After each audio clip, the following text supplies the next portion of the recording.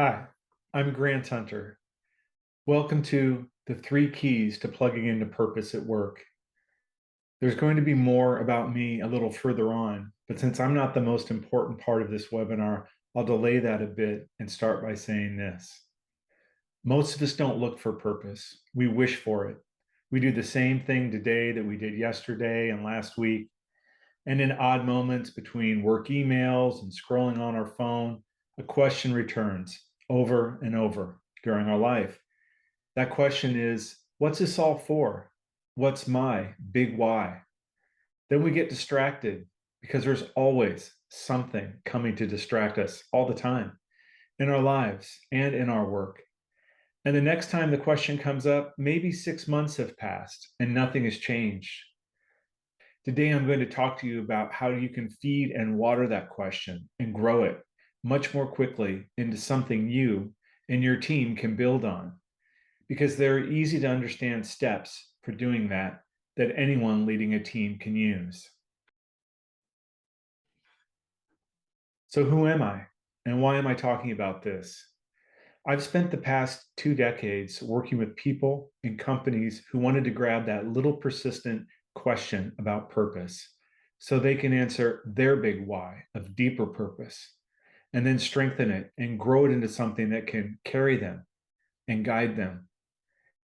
Now, if you only remember one thing from this talk, this is it right here. Most of us didn't end up in our job or our company or our life because of a deeper purpose. We're there because we didn't do the steps to discover our purpose and follow it. We're there because the world will keep you distracted. Or we're there because we were afraid that knowing our purpose would mean hurting someone or making them unhappy or being uncomfortable ourselves or knowing, frankly, whether it was even possible. I have something coming up in a few minutes that will help that. And what I'm sharing with you about today isn't about bolting a purpose onto your job or your life just to have one. You don't want to pick up someone else's purpose. Your own purpose is available to you. It's worth finding and it's worth nurturing. I see this in small companies all the time, but I also see it in teams at big companies. No matter how big a company is, there are teams inside that are switched on. They're an island of purpose in a sea of turned off people. They're working towards something bigger than themselves. Maybe you wish your team was like that. I used to be the person who made that happen. We'd be hired by a big company, like a Fortune 500 company here in Silicon Valley. Someone, probably the manager, knew that their team had the potential for more. The workshop I used to do, and that workshop is the foundation of an online course now, that workshop started with me listening. What did the group of individuals do? What filled their day? What was in their way? What parts of their role felt important to them? There was one company where a team no one was happy about being part of, an audit team, went through our workshop. And they got to the point where they saw that they were all there for the same reason. They were people who needed to bring order to chaos. And the things they felt low about before, like how their job meant always looking backwards and questioning whether other people were doing what they were supposed to in their jobs, and people being suspicious when the audit team showed up. Those weren't the reasons the team was unhappy. Not really. See, they didn't take the time to work out their purpose. And when your purpose is bringing order to chaos, that's a big purpose, a big responsibility. And you know that if you don't take it seriously, the entire company will suffer. So after I listened, we all walked through these 4 quadrants to consider the range of variables that contribute to the problem and its solution. It shows that real purpose driven change starts in the upper left corner with purpose, but guided by leadership and nurtured in the soils of a conscious culture to deliver the fruit of impact. And those people later felt like they were in new jobs. By taking a deep dive into purpose in the upper left quadrant, we quickly found that the core of the morale problem in the team was that there was no coherent purpose. And we dug multiple levels deep into the question of why. We issue audit reports to provide systemic controls for the finance department. Why? We reduce regulatory noncompliance risk and help maintain the company in good standing. Why? And the process goes. And after about 5 whys of pressing, they landed on their deeper purpose, which, as we shared, was to bring order to chaos. That changed everything. But nothing had really changed, except now they knew why they were there. Because the story you tell yourself frames your experience. Empowering stories make you feel strong. Disempowering stories make you feel weak. Purposeful stories give your life meaning. Knowing why you are, where you are, and that you're in the right place doing the right thing, that's a powerful way to live.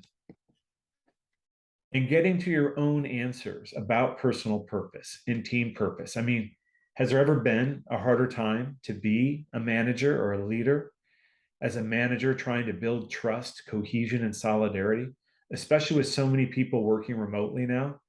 Plus, at the same time, you're balancing the demands for business to do more socially and environmentally, to be good corporate citizens. You're being pulled on each side. Dealing with purpose work, engaging employees, building high functioning teams, and making a difference in the world. It's harder than ever, though it's expected of you more than ever. You know, I'm happy when I see the popularity of things like mindfulness and meditation at work. They're important tools in modern life because modern life today, in many ways, is better than humans have ever had it. Things like surviving and helping your kids survive, those used to be our main focus. Today, things are different for most of us, and most of us here on a call like this. The challenge for us today is that our work structure keeps us a little bit on edge all the time because it's based on interrupting us. And most of us have bosses who treat our focus like it's less important than whatever they're focused on. So it's easy to get sloshed around like a cork on the water. You're not anchored, you're floating. And yeah, admittedly, that's better than sinking, but it can trick you into thinking that you're doing all right. But you're not really anchored to anything either. Every day seems a lot like the day before, but over time you end up far away from where you should be. What should be happening is that you and your team are what the water flows around. You're the steady march toward the goal. You're the center, not the bit on the end that's getting whipped around. There's a problem though. Our purpose question, our longing for something more, something real, it doesn't hang around. It doesn't visit every morning or every evening. It returns occasionally. So the way to find it and grab it and pull it close to you is to use tools, the tools you need to grab it and elevate it and put it to work. I mean, you can wait around for it, but why would you? Most likely, here's what will happen. It'll slip away. You'll lose another month or quarter or year until you see it again. You go back to Groundhog Day. Nothing slips away. Time slips away. Nothing's changed. You're older and no closer. It doesn't have to be like that. That's what I hope I'm proving to you right now. Grabbing that purpose question, that purpose desire is critical, but to get closer to it, you can also prep for it or be lucky or unlucky.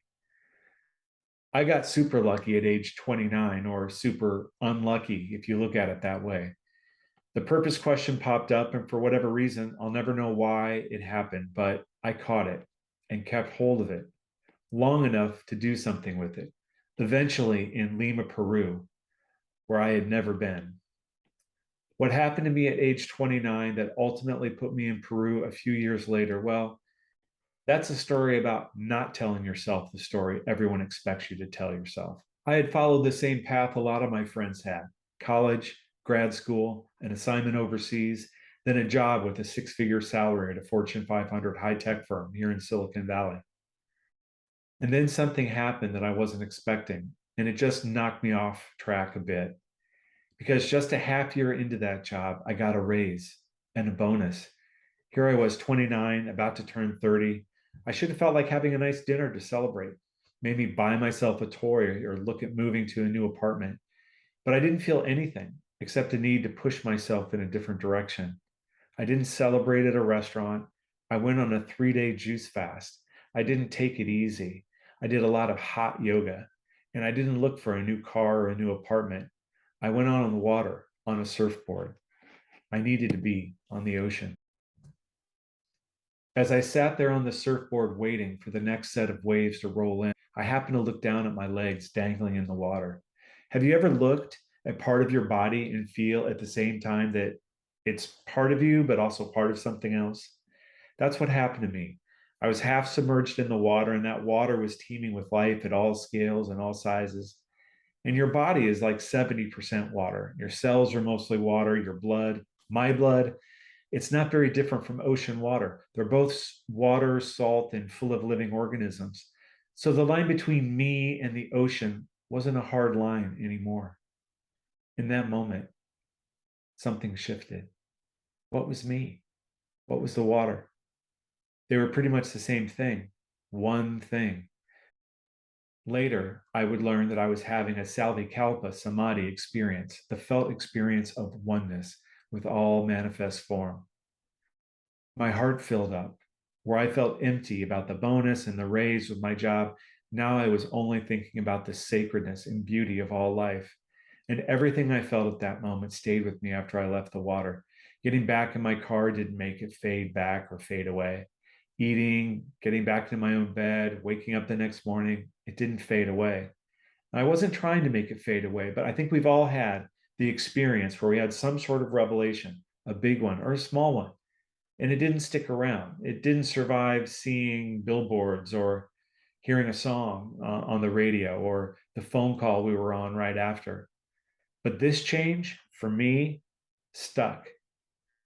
I didn't unsee what I saw. As a young man working in the context of business as my day job, I wanted to serve that, the sacred goodness of all life with the work that I did in the world. And that little knock off the rails of a pretty conventional life and into the water set the path for the rest of what I'm going to share with you today. Now, this is worth bringing up right at this point because there's a difference between being someone who understands their purpose and being someone who accidentally discovered a way to express their purpose, how to live and be aligned with their purpose. Without actually understanding the structure of finding it and developing our understanding of it, we can have a period of our life. Many of us have probably had periods in our life where we remember fondly, where we were doing good work, for good reasons, and making the world and their world, our world, even better in one way or the other. A lot of people we read about who seem to be leading purposeful lives and doing purposeful work are actually people who found a way to have a period of their life that's aligned with their purpose, but they still didn't know or understand what their purpose is. Now, the world's still a better place because of them, but accidentally getting in sync with a purpose you don't understand, that's not what we're talking about for you, not for you, your team, and for you and your company. Oh, by the way, there's an opposite to being aligned with a purpose you don't know or understand.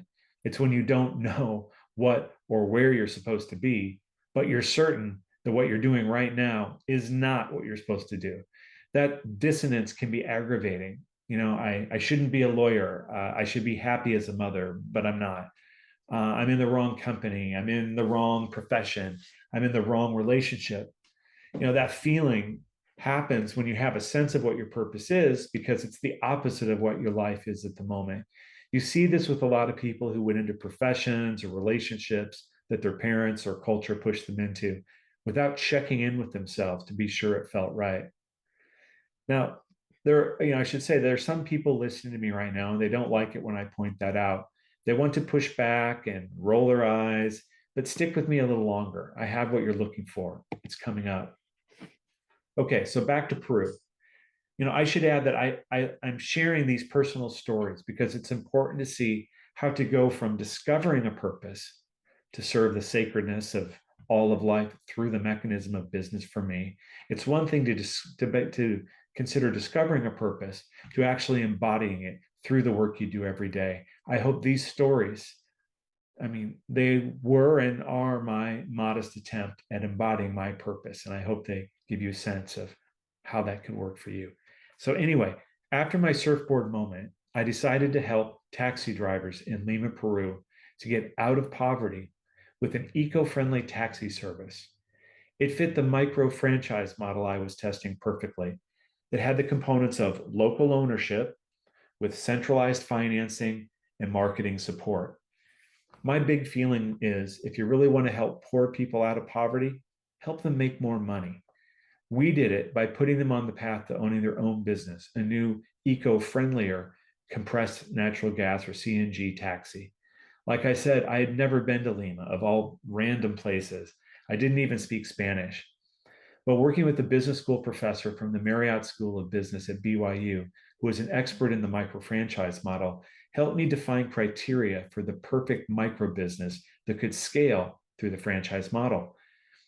And despite not understanding the situation on the ground in Peru, we went on a research trip to see what was actually happening in the informal economy.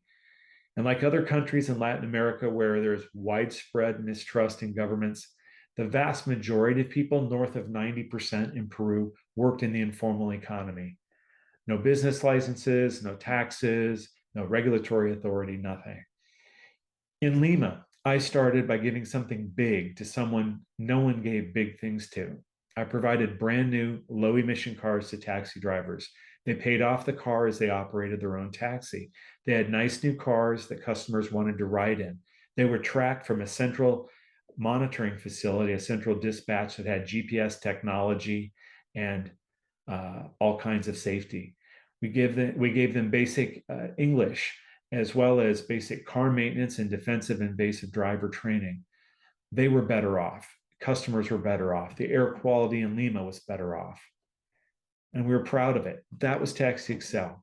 And I wanted to do even more. With a colleague, I started Lumitor Networks. The idea was we made low cost prepaid electricity meters in India and then did projects in about 30 countries around the world where we worked through renewable energy partners to provide electricity to poor regions. Similar to how prepaid phone services are purchased, now you could buy power as you could afford it. And even in some cases, use the electricity generated for your own small business and use that income to pay for your next top up. But no matter what you use the power for, it was a business model that was win, win, win. By the time I started the first social purpose business, the one in Peru, I'd already sold another business, a marketing business in America. And that success did absolutely nothing for my spirit, nothing for my mental health.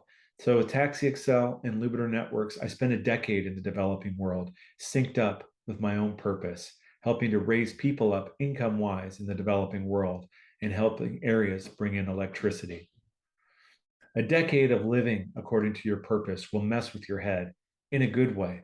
You'll never want to go back to living the other way. And that's why now I'm at Syntropy. I teach and coach and consult companies how to operate with a deeper purpose so we can all do better for the world and our employees and build lives of meaning and contribution. The idea that the purpose expression and the framework I created, along with the micro franchise business model that would be helpful to people and wanted by people, was gratifying. I put in a lot of work to implement and refine the framework and to imagine through to the end how it would be used and how it would be useful. Engineered top down to help poor people bottom up and helping lift families up into the middle class in a way that made sense profitably for investors. And since then, I've learned more about myself too. I learned that I want to do a lot for individuals and teams instead of a little for a lot of people. I'm not the expert with all the answers here. I'm not the sage on the stage. And the reality is, this view of business is still emerging. And I think it's arrogant for anyone to think that they're an expert of something that's only just now bubbling up on the horizon. I prefer to think of myself more as a guide on the side. I've been deeply in this inquiry in the interface of money and meaning for nearly 2 decades. And while your path will largely be your own, I can guide you on your way, connect you with others, and show you what has worked for me and the clients with whom I've worked. The difference between then and now, and for me and you watching this today, is I have the tools to build my own purposeful life and company and to help you have a purposeful life, team, or company too. And I'm going to give away a toolkit for that shortly. Now, lately, there are a lot of people talking about purpose at work, and some of them are really inspirational. I love listening to them.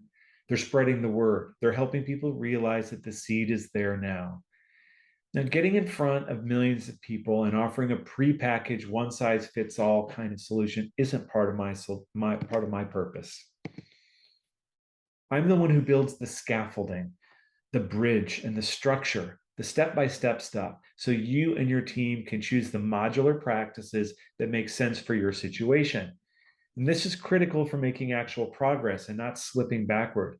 I build the scaffolding between the personal, the interpersonal, and the organizational, as well as societal and natural worlds.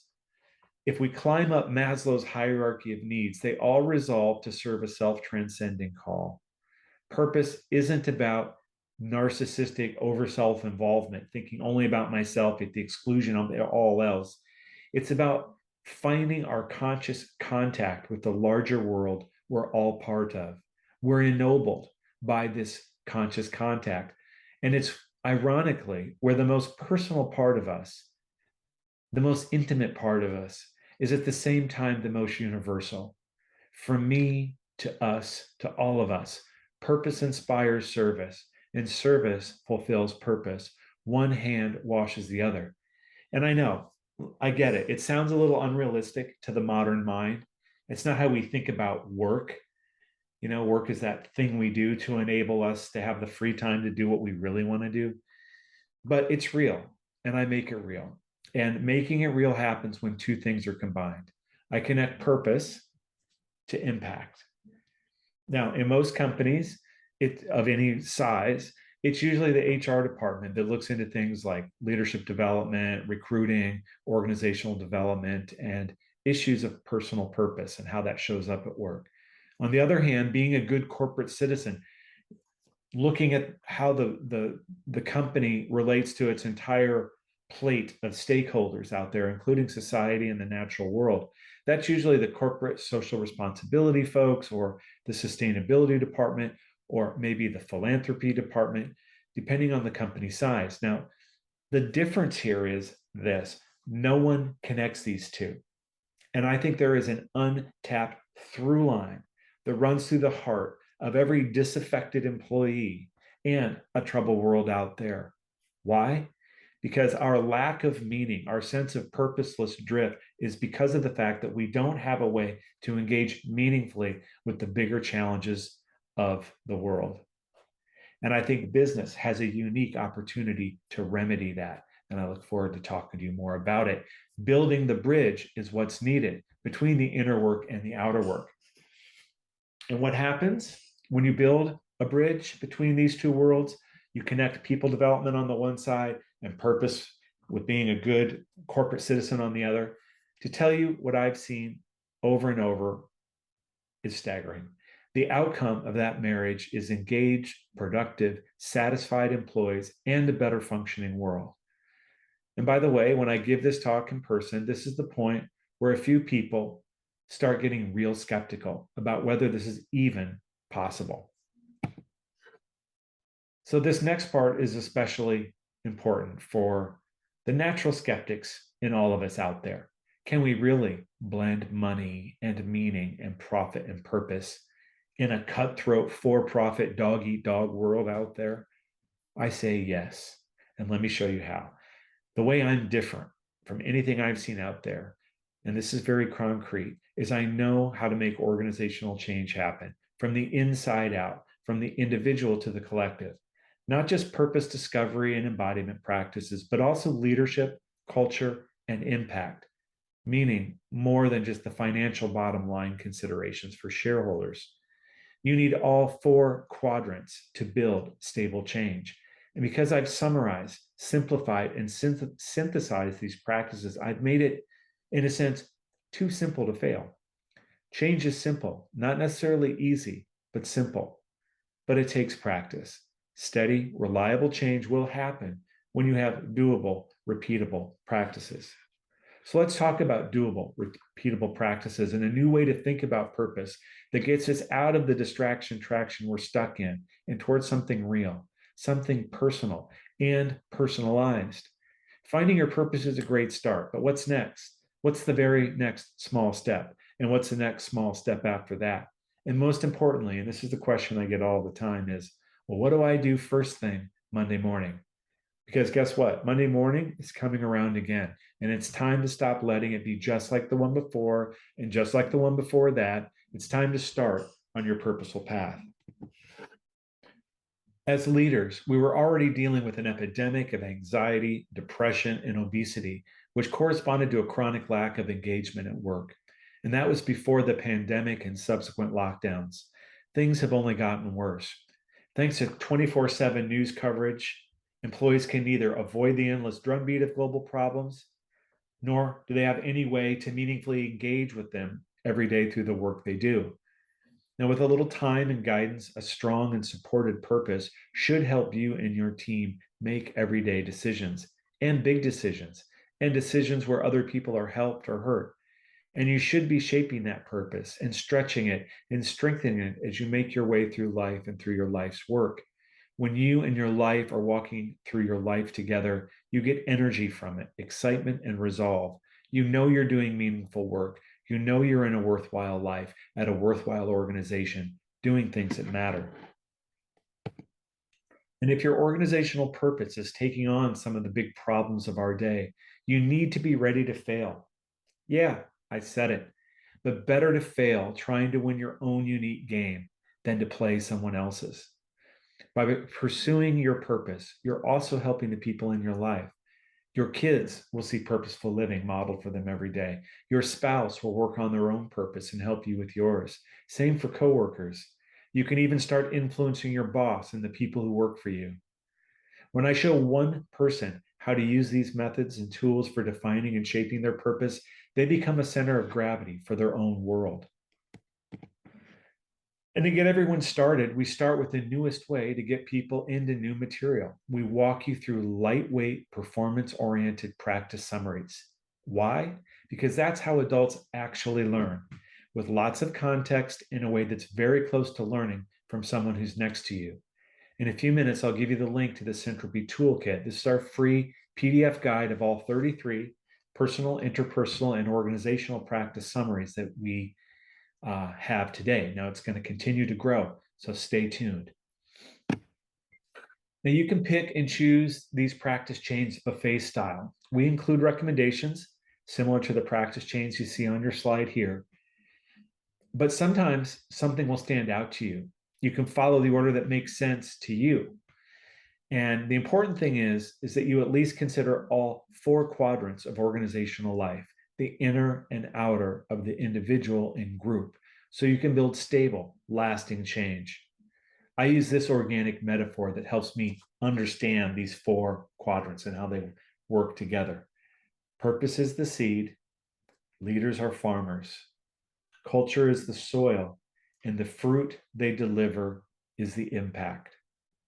You miss any one dimension and the seed never bears fruit. And that's why most change initiatives fail. But let's take a look at how we might apply simple practices to make outsized impact at an organization. In the first example, with a large multinational company going through layoffs, suitable practices revolve around lower levels of Maslow's hierarchy of needs. They address survival, basic mental and physical health, affiliation needs, as well as minimum achievement requirements needed to navigate organizational changes gracefully. So, learning to stay calm, give feedback, and engage in difficult conversations are necessary to do it well.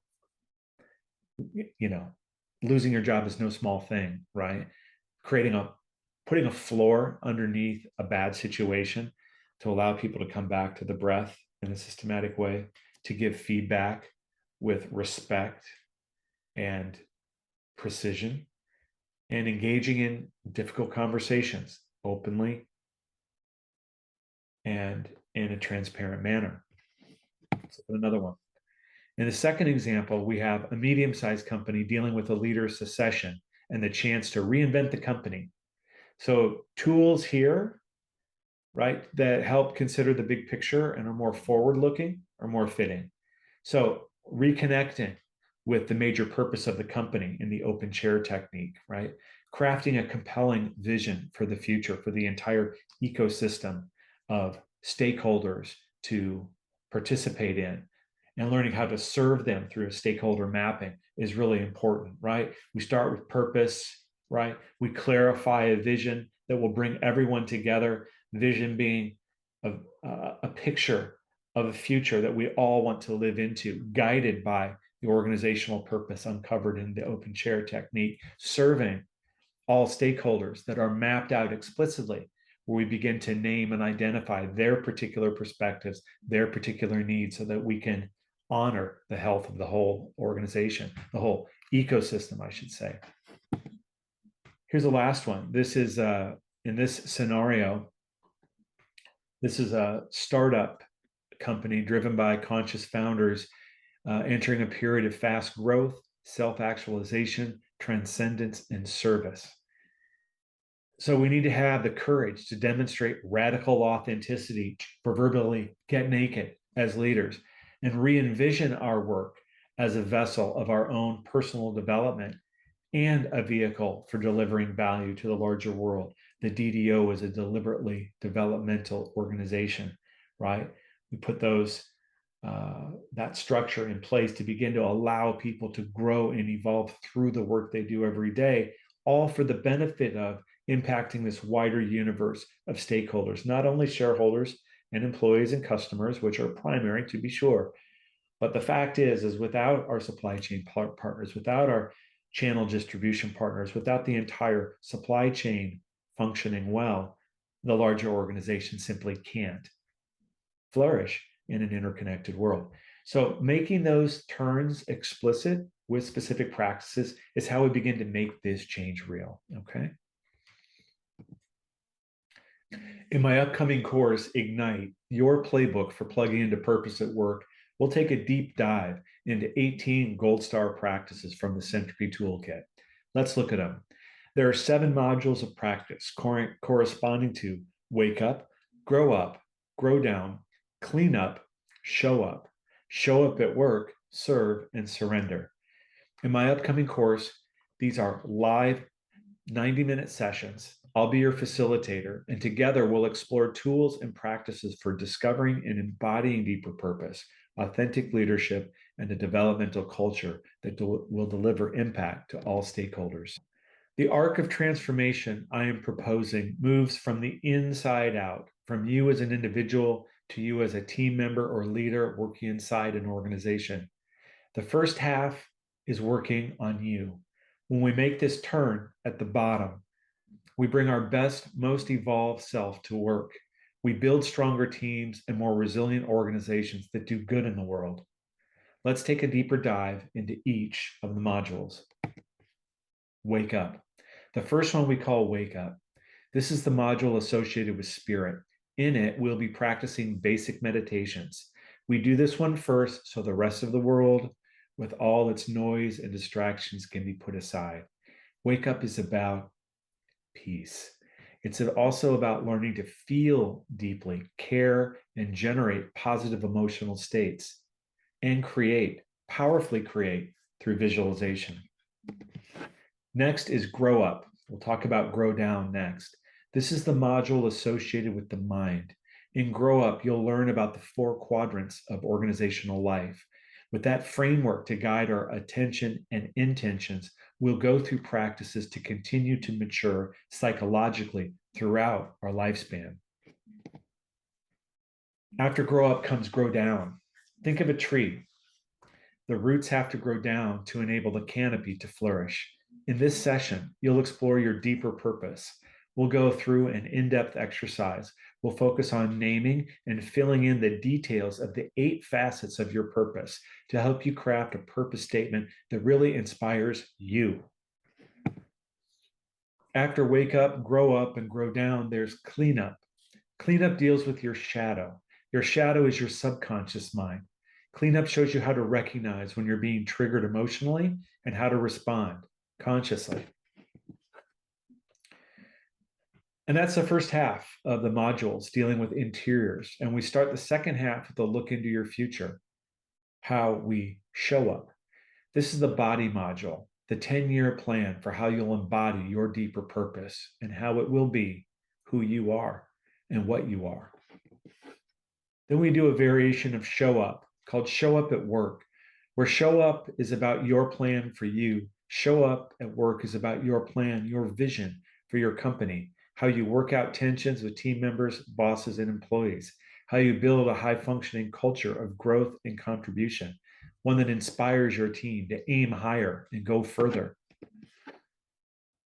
From the first session, wake up, right through to show up at work, we're expanding your purpose and vision. You're expanding your purpose into wider and wider circles. With the seventh module, we combine serve and surrender, and we'll work through how you can help a wider circle of stakeholders, partners, people, to help them thrive and help them discover to translate organizational purpose into impact in their lives. We invite leaders to play a bigger game and take a longer view. And finally, surrender. With the second half of this final seventh session around surrender,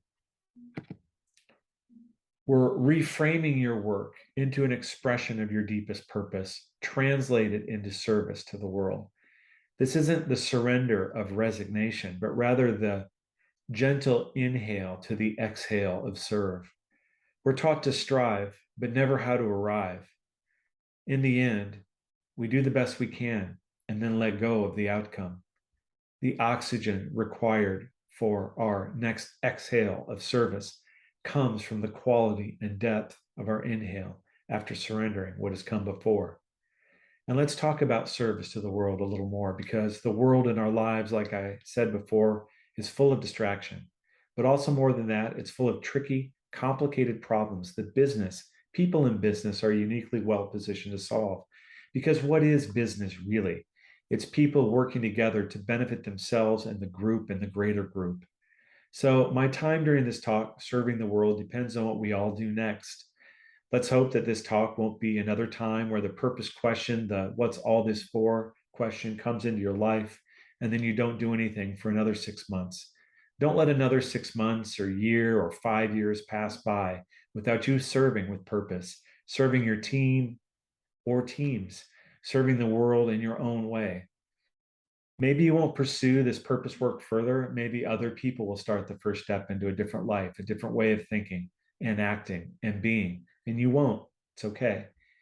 Or maybe you're going to be one of those people who steps into their next direction with the rest of us. It's a small step, but we can do it together. You're not alone for this. You don't have to be. Taking the next step is really pretty easy. Here's a link where you can grab the toolkit. It'll walk you through the entire process step by step. It includes the what, why, and how of currently 33 discrete personal, interpersonal, and organizational practices. Beyond the downloadable PDF guide, there are links to other resources on the toolkit website. Now, this is kind of like a form of cliff notes, right? Or crib sheets in a way. It's not a substitute for a deeper dive on any of these practices, but what I'm hoping to do with the toolkit is three things: to give you kind of a map of the territory, an outline of the trajectory of the journey, and provide the tools and exercises to help get you there. If you want to go deeper, be guided through 18 of our Gold Star practices in an interactive community of conscious leaders and founders, join my course, Ignite, your playbook for plugging into purpose at work. Our next course starts November 8th. So with that, thank you for hearing me out, and I'm happy to take any of your questions now. And for those of you who are watching this on the replay, feel free to email me directly at grant@syntropycenter.com, SYNTROPY center.com. Thank you.